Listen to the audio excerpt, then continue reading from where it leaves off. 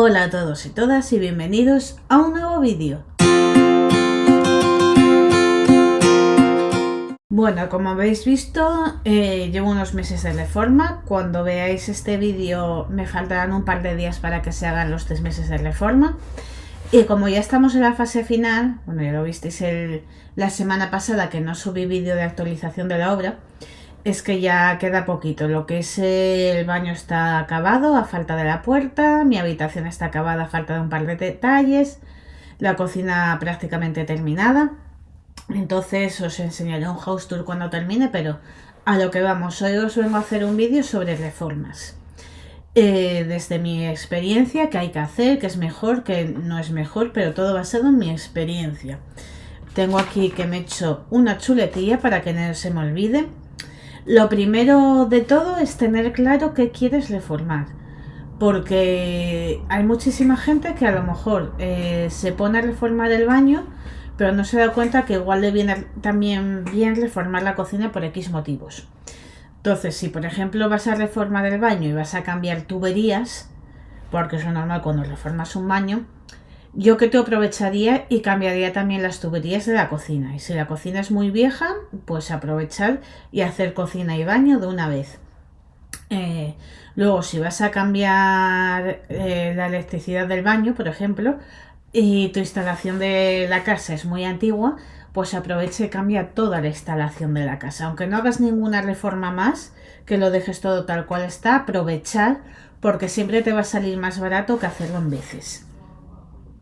Y luego también hay que tener en cuenta que no es lo mismo hacer una reforma que sea pintar, cambiar electricidad, que a lo mejor hacer una reforma en la que haya que tirar paredes, que haya que cambiar instalación de tuberías y demás. No es lo mismo, porque desde mi experiencia, si es para pintar y electricidad no te hace falta contratar a nadie, pero si llevas a hacer cambios en la distribución, en mi opinión es muy recomendable contratar los servicios de una arquitecta.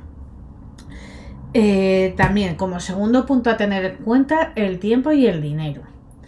Hay que tener en cuenta que normalmente cuando todos los albañiles y demás nos hacen un presupuesto de tiempo de esto va a estar en X tiempo, mi recomendación es que añadas un día por cada semana que te digan que va a tardar la obra. Es decir, si te dicen que la obra va a estar lista en 6 semanas por un poner, tú calcula que la obra va a tardar 6 semanas y 6 días. ¿Por qué indico esta previsión? Porque siempre pueden salir cosas. Y cuando nos dan un plazo, se acerca el plazo y no cumplen, porque siempre salen cosas de más, nos desesperamos. Entonces, mi recomendación es esa. Yo, por ejemplo, ha sido una obra de 12 semanas, una previsión de 12 semanas, pues yo he añadido 12 semanas y 12 días. Que más o menos con 12 semanas y 12 días se va a cumplir posiblemente. Pero bueno, siempre hacer este cálculo así. En cuanto al dinero, yo siempre recomiendo, base al presupuesto que te dan, dejar un 10% de ese gasto, entre un 1 y un 10%, depende de la cantidad que sea. Si es menos de 10.000, ponle un 1%, y si es más, ponle un 10%, porque siempre pueden salir imprevistos que no has tenido en cuenta y tú a lo mejor habías ahorrado, por un poner, 10.000 euros y es el máximo que tienes y encargas una obra por 10.000 euros y siempre, uy, que me suena el móvil, y siempre te van a acabar saliendo más. Con lo cual, si has dentro de tu presupuesto de 10.000 euros, intenta siempre que la obra sea por debajo para contar con ese beneficio. Luego, un tercer punto, los obreros. Siempre hay, en cualquier obra, va a haber un albañil, un fontanero, un electricista, un colocador de muebles, colocador de ventanas, diferentes especialistas. Mi recomendación es que contratéis ya sea a un albañil o un estudio que se encargue él de contratar a todo el personal. Más que nada porque os vais a despreocupar muchísimo. No vais a tener que andar buscando vosotros. No vais a tener que andar organizando cuándo tiene que venir quién. No vais a tener que andar pendientes de varios pagos. Yo en mi caso, por ejemplo, contraté un albañil que se encargaba él del resto de personal, excepto de la cocina, que los contraté aparte. Pero yo no me he tenido que preocupar ni de coordinar cuándo venía el fontanero, qué tenía que hacer el electricista, cuándo había que pagarles. Yo me despreocupé totalmente. Yo era con albañil todo, yo le encargaba a él y él se encargaba de todo lo demás, incluso de pagar. Incluso si contratáis una arquitecta o arquitecto y a través de esta persona el resto, os despreocupáis muchísimo más. Pero bueno, ¿qué más tengo por aquí? Respecto a los obreros y demás, una recomendación. Si es una obra que ya sea, en mi opinión, de envergadura, es decir, va a implicar tuberías, va a implicar derribar paredes, va a implicar cambiar electricidad, va a implicar cambiar cosas de sitio, construir nuevos espacios, muy importante, contratad a una arquitecta o arquitecto. Bueno, yo digo arquitecta porque en mi caso ha sido arquitecta. Es quien os va a diseñar todos los planos y os va a decir qué se puede hacer, qué no se puede hacer, y que se va a encargar de que todo salga como estaba planificado. Es decir, que no haya cosas nuevas. Luego otro punto a tener en cuenta, el material. Si estáis en un piso que es para vender después o para alquilar, yo ahí no tengo ninguna experiencia. Yo os hablo de la experiencia de un piso en el que en principio vais a vivir muchísimos años o el resto de vuestra vida, que es mi caso. Yo, si no pasa nada, voy a vivir siempre en este piso. Entonces, en respecto a materiales, aunque sean más caros, intentad escoger muy buenos materiales que os aseguren que os van a durar muchísimos años, a excepción de que no estéis seguros del uso que le vais a dar a esa habitación.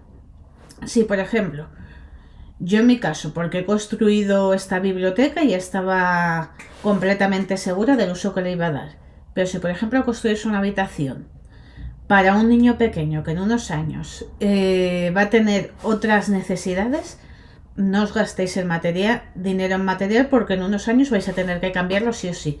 Pero si, por ejemplo, no tenéis esta necesidad, que sabéis que la habitación o el baño va a ser así para siempre, vale más gastarse un dinero de más en materiales buenos, duraderos, en calidades, que no en material más mediocre porque no te salga la obra por un pico, porque es que te va a acabar saliendo por mucho dinero, porque en X años vas a tener que volver a reformar.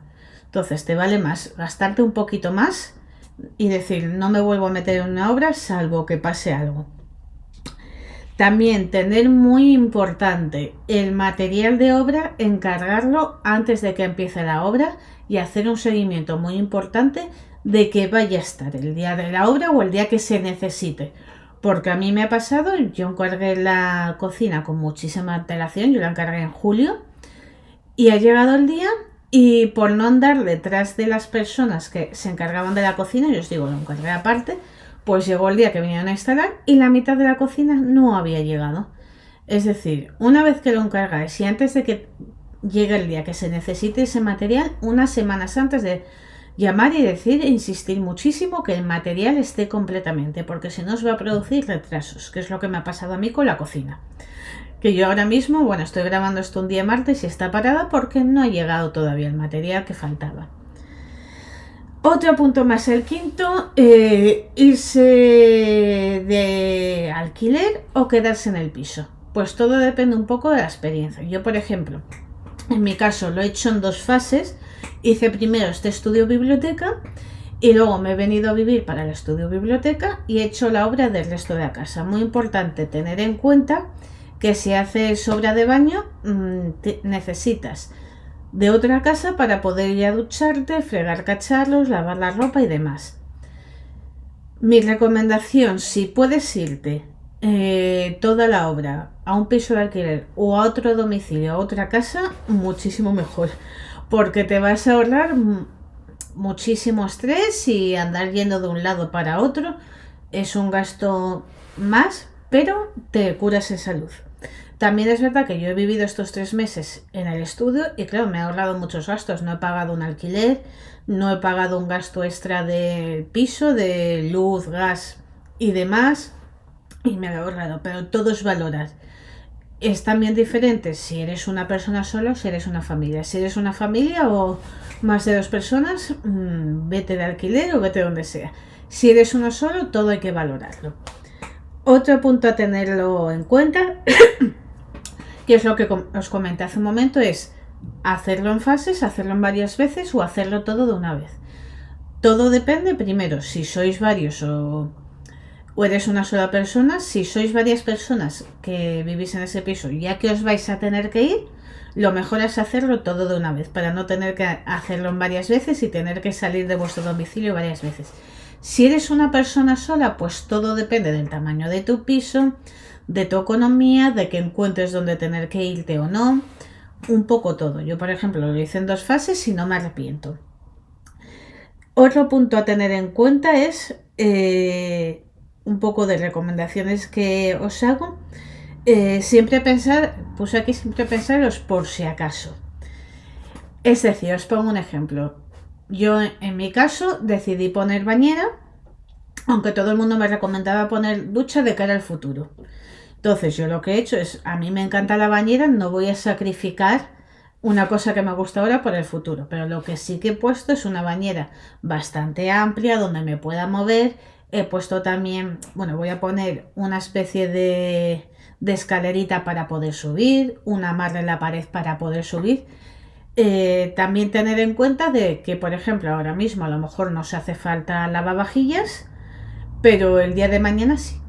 Y a lo mejor no lo ponéis ahora y os arrepentís. Es decir, vale más poner cosas de más que no arrepentirse. Yo, por ejemplo, he puesto muchísimos más enchufes y muchísimas más luces de las que me hacen falta, realmente. Pero, ¿y si el día de mañana me arrepiento y digo, uy, qué bien me hubiera venido un enchufe aquí? O, uy, qué bien me hubiera venido este tipo de luz aquí. Pues ya lo he previsto, ya lo tengo puesto, que lo utilizo, genial. Que ahora mismo no lo utilizo, genial, pero algún día lo voy a utilizar. También yo, por ejemplo, una cosa que no ha gustado mucho es que yo en mi salón, yo he hecho una división donde el ventanal, para que haya una división ahí y luego el salón, porque yo quiero que esa zona del ventanal no forme parte del salón, porque si no todo es el salón, es decir, prever un poco los espacios que vas a utilizar. Y luego por último, lo que os comentaba a lo largo del vídeo, contratar un arquitecto. Yo en mi caso, solo en el caso de que lo vayáis a hacer algo que sea curioso, que sea algo más grande, es decir, para pintar nada más no os va a hacer falta contratar un arquitecto. Pero si queréis cambiar cualquier cosa de distribución, quitar paredes, poner paredes, cambiar tuberías, cambiar distribución del baño, crear nuevos espacios, yo os recomiendo encarecidamente contratar a un arquitecto, porque os va a decir lo que podéis hacer, lo que no podéis hacer y además os va a dar algunas ideas para poder hacerlo.